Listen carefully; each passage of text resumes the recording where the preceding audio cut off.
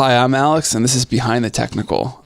Today we're going to take sort of an in-depth look at the common discussion that happens around OBS. I'm joined by EposVox, who is an amazing content creator and has done a wide variety of content covering OBS, how to use it, how to set it up, what it does, what it doesn't do, stuff like that. He's got a full masterclass. It's like, 5 hours of videos? Something like that. Yeah, it's long and it's in depth. So he's a good person to talk to about this stuff. Check it out. Yeah, go watch it now and then come back. Because if you watch it now, you won't have to watch this. I guarantee you. There's been a huge influx ever since like Ninja made streaming mainstream. Like, so many more people now than ever are getting into streaming, and it's not as easy as just hitting start stream and you're good to go. Like, there's a lot of technical stuff behind it that you really should understand before you jump into it. And, people buying like mixers and second PCs and capture cards, and they don't really know what they're doing. And that's not necessarily a bad thing. It's good to learn as you dive into this stuff. But you and I both on a daily basis encounter misinformation coming from people just getting into this. And, as much as we do our best to dispel that misinformation, it's still out there all the time. So we're going to do this. It'll be kind of like a preamble to like diving in deeper. And here we go, I guess. So the first thing is that, and you've covered this extensively, is that in Windows, there is a bug where if your GPU is being fully utilized by your system, like 90, 100% load in video editing applications, games, etc., Windows won't properly redistribute the load if you try to also do something else that uses the GPU, like recording or streaming with OBS. And it essentially means that your OBS frame rate will be total poop as a result. And a lot of people start to blame OBS itself, or to wonder, or actually the most common situation that I see this in is people don't pay attention to their OBS window as they're playing, and then they'll watch their recording back and they're like, my game ran fine, but my recording laggy. Why do? Yeah. And you gotta monitor your recording or live stream while it's happening. But it's a matter of basically the way Windows handles graphics distribution resources. It's set at this point, which is what makes Windows 10 way more high performance for gaming than like Windows 7, is that the in-focus window that, is actually clicked on, that's demanding the most resources, that's where it goes. And so you can actually click over to OBS, and OBS gets all its frame rate back, but then when you click back to the game, it loses it. Yeah. And there is no direct fix. There's no box you're missing. The only things that you can do is just reduce GPU load. So you need to lower your game settings, lower your game resolution, cap your frame rate to 60, disable game mode, disable G-Sync, things like that reduces how much your game is taking up, hoping that there's enough room left for OBS to run. Yeah, and just to be clear, like, as frustrating as it is in terms of us having to deal with it, doing all of this, content creation and multitasking with our computers, like, when we hit render on a video in Premiere, we also want to be able to like go back to YouTube to check our comments and like maybe work on another video or record something else or just play a game, and we can't because of this problem. But that's not to say that it's intended to be a problem. Like, I think the goal Microsoft had was how do we make it so that games run more consistently on Windows? And their solution was just make the game take priority over all other processes if it's in the foreground. But they didn't really think like about content creators like us who use our computers in more complicated ways. And I think it's not really a multitasking approach. Yeah, and I think eventually it's going to get resolved to a certain extent. Like, now that NVIDIA and I'm assuming the OBS devs have reached out to Microsoft about the problem, like maybe someday we'll get a solution. Hopefully. Who knows how slow Windows updates will go, but hopefully. Yeah.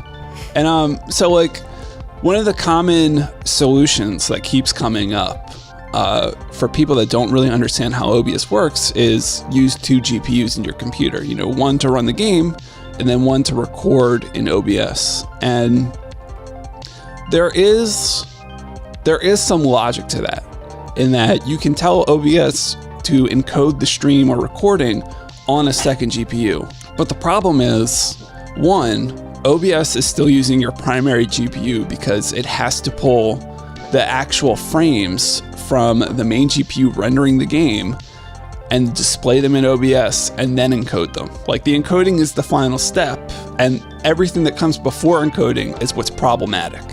Right. It's grabbing the frame out of the frame buffer, it's compositing it in OBS with all of your scenes, like your webcam and your overlays, and then it takes all of that and sends it to the encoder. And people think that if you put a second GPU in, all of a sudden you get the benefits of having 2 GPUs for the entire process, from capture to encoding. But the reality is that you're just throwing more hardware at the encoding process, which is by and large actually not that hard in terms of what it's doing to your hardware. It's not, especially if you're using NVENC or GPU accelerated encoding, it's not hammering your system in the same way that, pulling those frames out of the frame buffer, rendering them in OBS, and then encoding them is.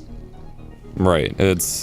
There are some low-end systems where the extra GPU encoding is already enough weight that it can, it can help a little bit, but at that point, instead of buying a second GPU, your best money is in just upgrading the GPU you have in the first place and going from there.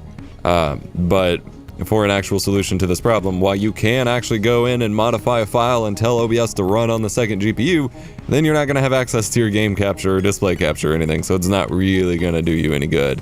And whenever this gets explained, a lot of people get real confused because they think that, okay, that means that it's always encoding even when you're not actually recording. Yeah. And there's a difference in the rendering process of the scene, which is putting your gameplay and your webcam and your graphics all onto one image through multiple layers, versus actually encoding the feed. And this even circles back to a misunderstanding with video rendering, because rendering and encoding are still 2 separate steps in the video export process.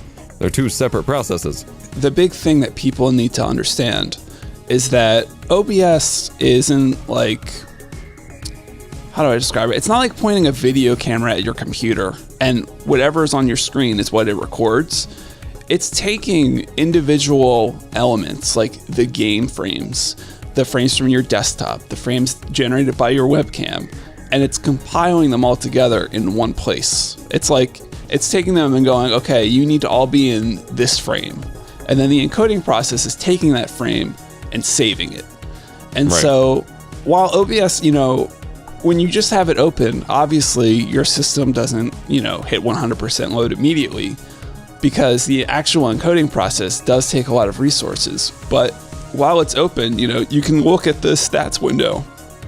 It's using some of your computer, and that little bit of that little bit of usage is before you even hit record. And then once you hit record, it's doing a lot more. And the encoding process is just like, it's like putting the stamp on the envelope and putting it in the mailbox. There's so much you have to do before you get to that point. You got to write the letter, you got to find the right envelope, so I get it, like the whole 2 GPUs thing, but obviously it's not a good solution. Right. And also, a lot of people bring up Slobs, which is Streamlabs' fork of OBS. And I think a lot of people bring it up because unlike OBS, Streamlabs advertises Slobs. They push it on Twitch and YouTube as like, hey, this is the recording software of the future. It's like, it's got AI. And I mean, I'm sure you can speak even more to this because I don't use it that much. But in my experience, Slobs, while it has a lot of advantages, especially for new streamers, like built-in overlay systems and alerts and all that stuff, in my experience, especially as someone that relies on the more advanced features in OBS, like the FFmpeg output and stuff like that, Slobs really seems like a slower, less efficient version of OBS. Basically, the reason it got like a reputation for being faster or higher performing is because it has a really good like onboarding process. It brings you in and says, okay, let's analyze your specs, let's set up some settings, and it just kind of automatically throws you at some settings, and you don't have to think about it too much.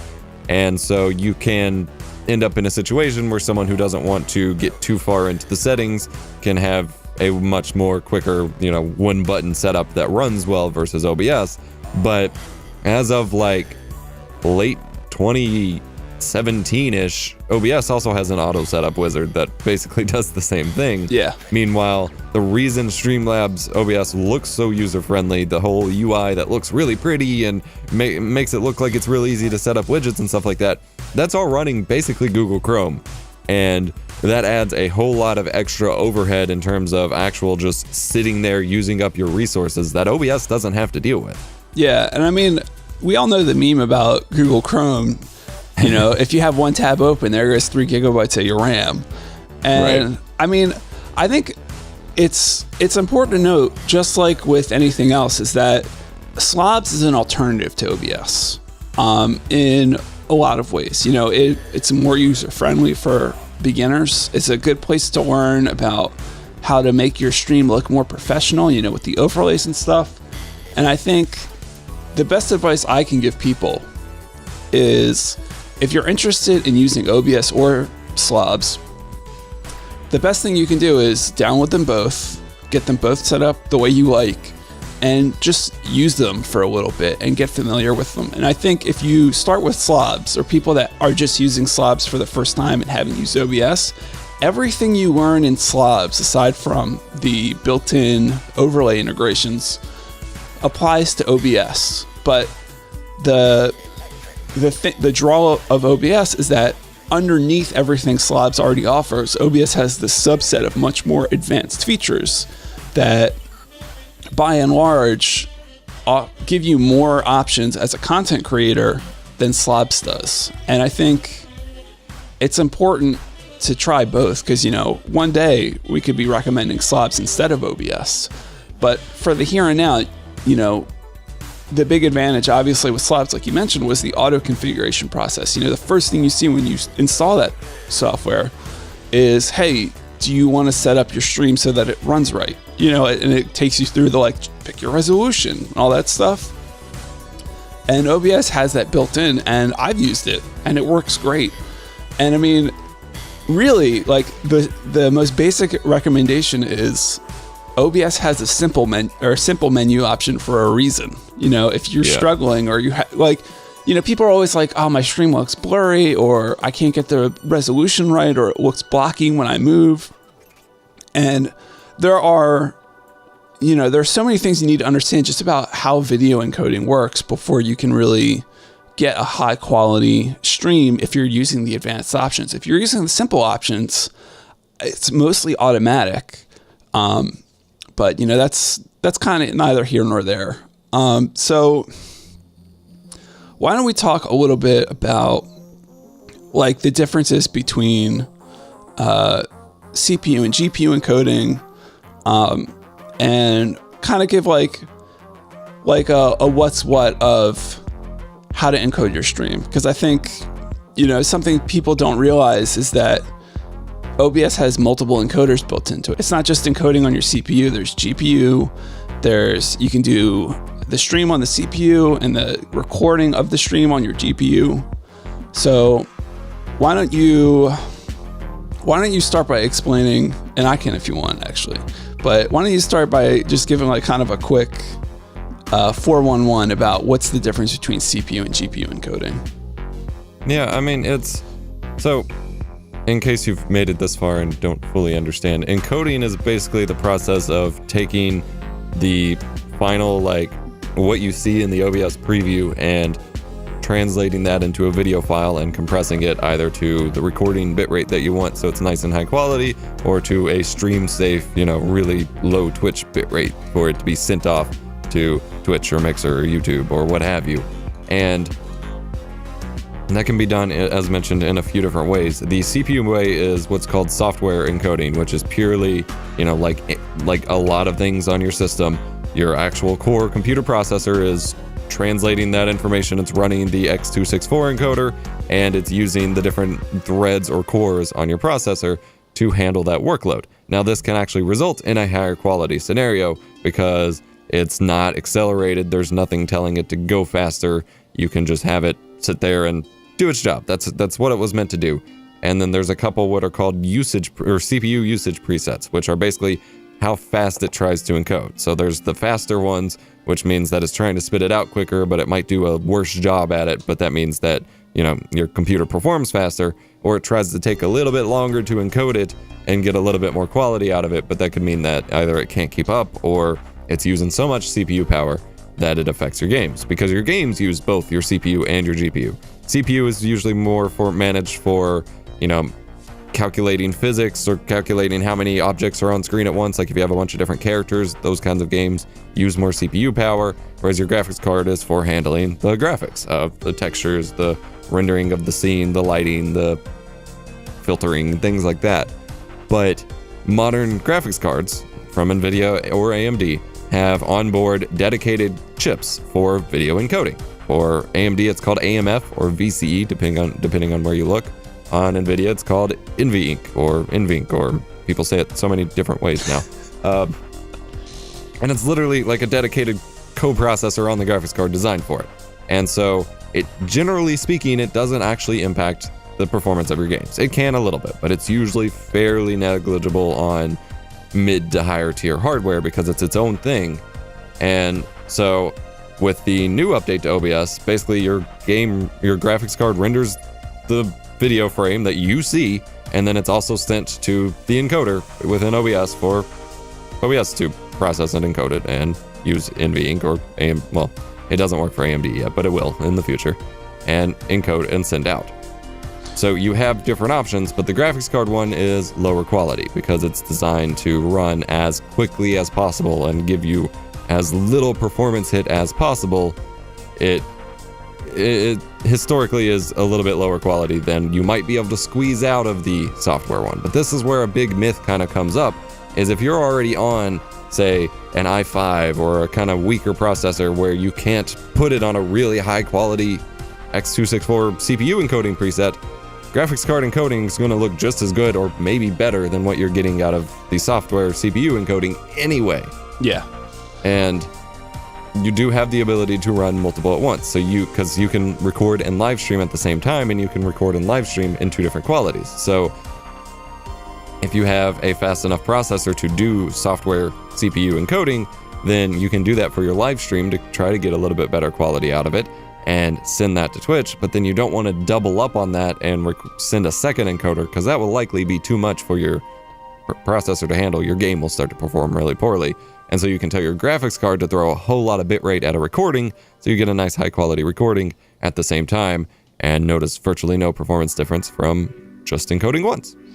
Yeah, and I mean, I think like the simple explanation that I give people when they're like, what's the difference between CPU and GPU encoding? Is I always say, I'm like, your CPU is like a really smart guy that can't run fast.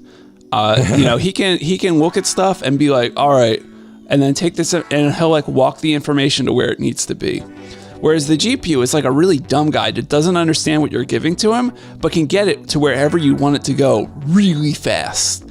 And, you know, because he's not looking at or understanding what he's carrying, he doesn't really care what it is so much. You know, it's like with Jason Statham in the movies where he like drives people. He's like, you know, I don't want to know what it is, because if I know, I'm not going to do it. You know, it's like, so, I mean, and you raised a really good point about not doubling up on your encoding, because I think a lot of people, they set up the streaming tab and then they're like, okay, I'm also going to set up the recording tab. And they don't realize that, you know, both processes are happening at the same time. If you have software encoding set up in your stream and you're not telling the recording to use the stream encoder, and you set it up to use software encoding as well, you're like sending the same job to the computer twice, basically. So you're doubling the workload.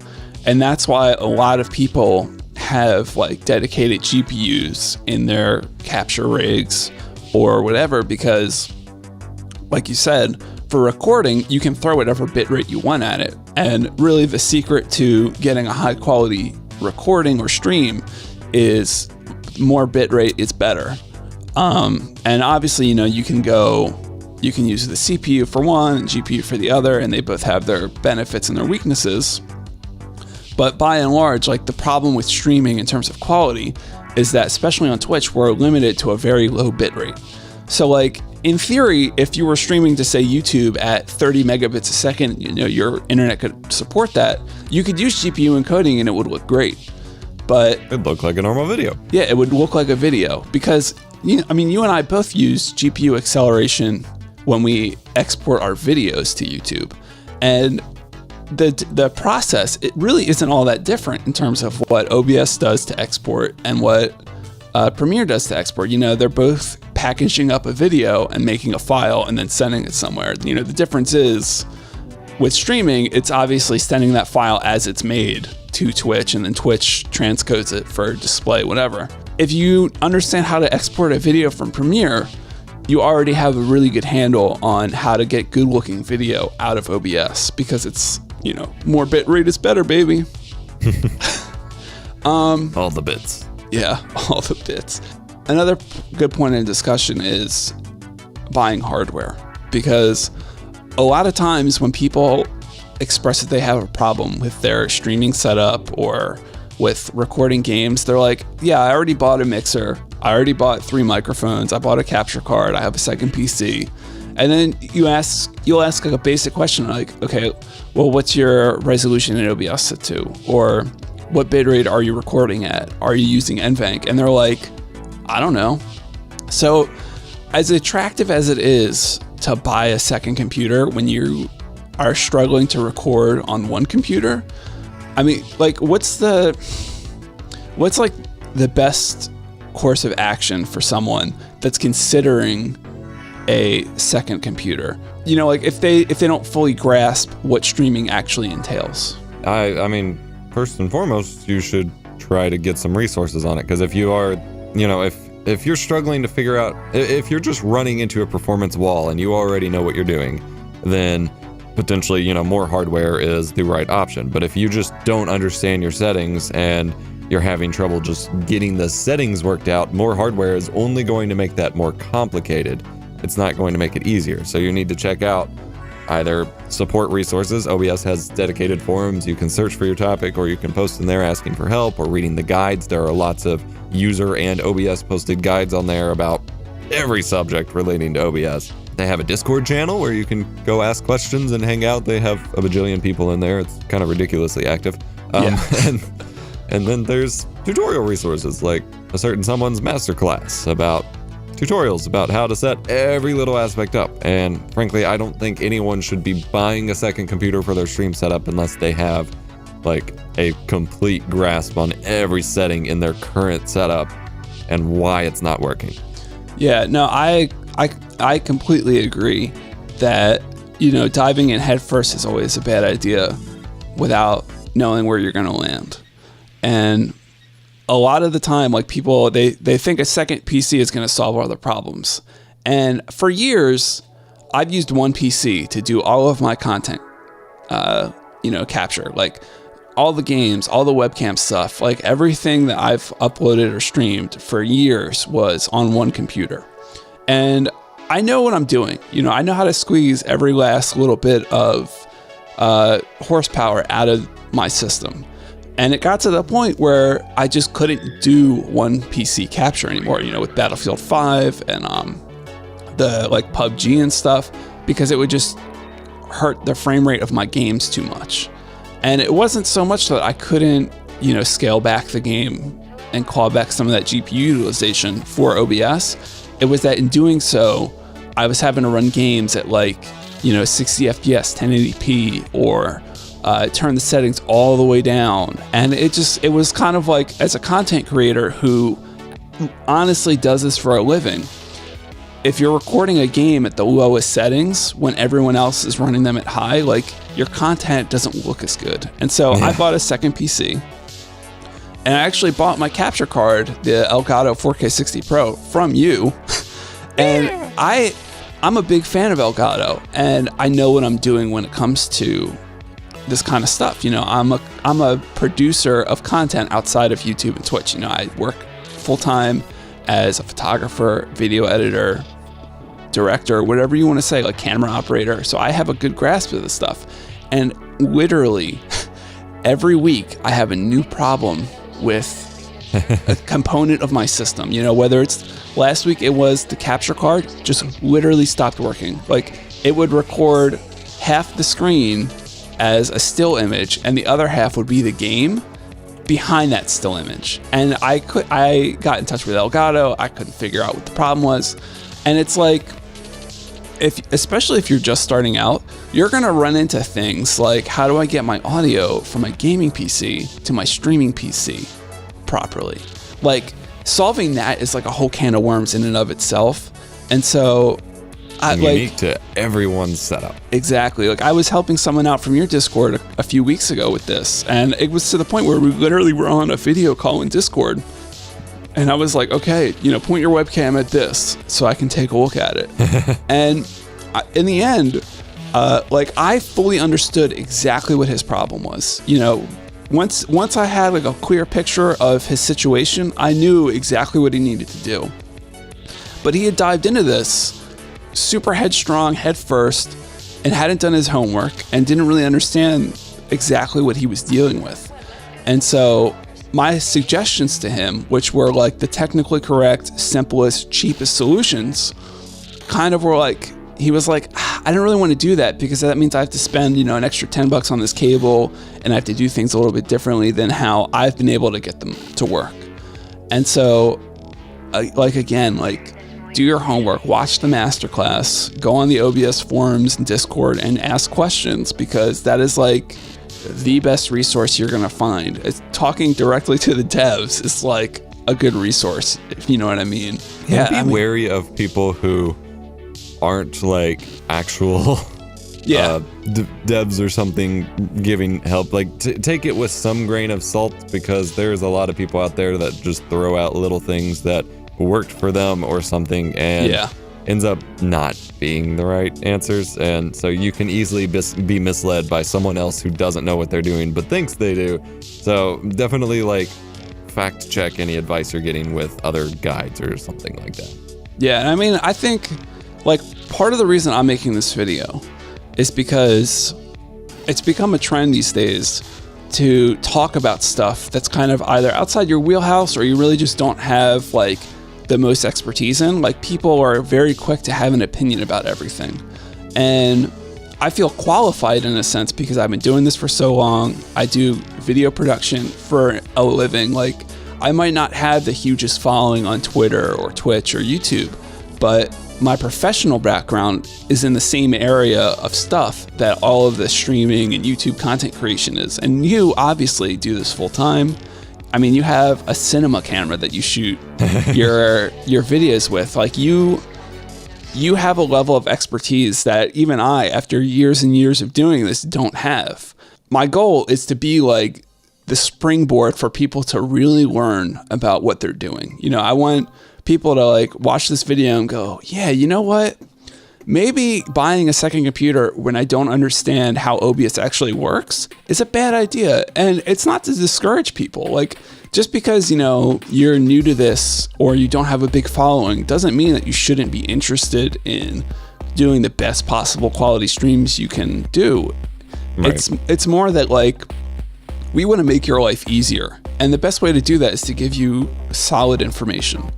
And I think you and I both are very qualified to be like, at least if we don't understand something, we can point you in the direction of the person that does.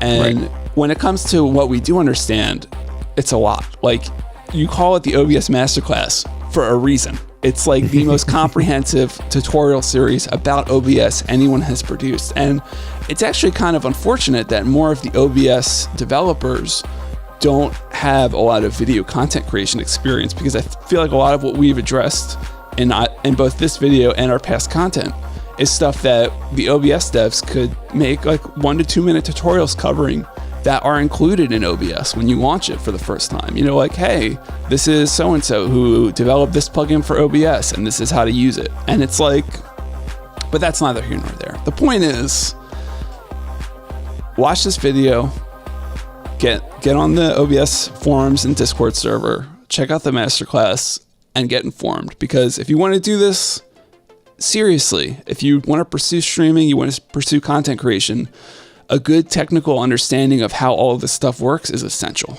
Yeah, that's a big thing, is you don't want just an easy answer of how to fix your problem in the moment. If you don't still understand it by the time you fixed it, then you're going to run into the problem again and be stuck not having a clue how to fix it again. And you don't want to be in that situation, especially in the middle of a stream or something. Yeah. Yeah, and I mean, I think that's the thing. Like, part of the reason we're so capable of answering people's questions isn't because we know every little in and out of every situation that could possibly arise with OBS. It's that, you know, we understand how OBS works and what all of the settings and options mean and how hardware interacts with it. So if someone describes a problem to us, we might not have ever dealt with that specific problem, but we understand how it works well enough to be like, have you tried this solution? And right. it's not just like, you know, we went online and read a tutorial about how to add a transition. It's like, no, like we have to do transitions in Premiere for video editing, and we understand that, like, if you want to see what's behind the video transition, you need an alpha channel. And it's like explaining that in an OBS tutorial is, you know, a lot of times it's like, just make sure you have the alpha channel turned on when you export. It's like, but what's an alpha channel? And so, you know, it's like little things like that where it's like someone's trying to set up transitions and they're like, I want to make it so, like, you know, when it comes in, it wipes away the video, and then when it goes out, it wipes in the new video. How do I do that? And then they'll watch the tutorial and be like, oh yeah, just do that. And then they're like, yeah, I got it to work. But then I try to do it with this other clip and it doesn't work. Yeah. And it's like, that is like the core, I think one of the core problems with people's approach to content creation is that, you know, there's so much to learn. And it's like with Photoshop, you know, once you learn how to do really basic stuff, there is like an endless pit of like knowledge and tools and techniques that you can fall into, and it goes as deep as you want it to go. And it's the same thing with streaming. It's just that for streaming and recording, all this stuff, like, you really need to start with a good basis of knowledge before you dive in, because just to get it done right out of the box is a technical feat. Yeah. Anyway, so is there anything you'd like to add that we haven't covered? I think we got most of it. Okay, good. So I'm sure the comments won't be full of things that we already answered in the video. Oh yeah, I'm sure. Don't worry. If you guys have questions that we either have covered and need more explanation for, or don't understand what we're talking about, or whatever, leave them below.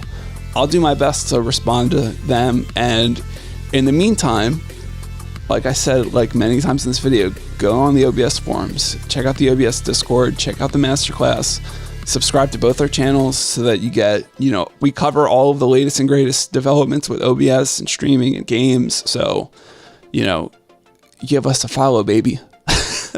And we'll do our best to help you, because for whatever reason, we feel obligated, even though we probably aren't.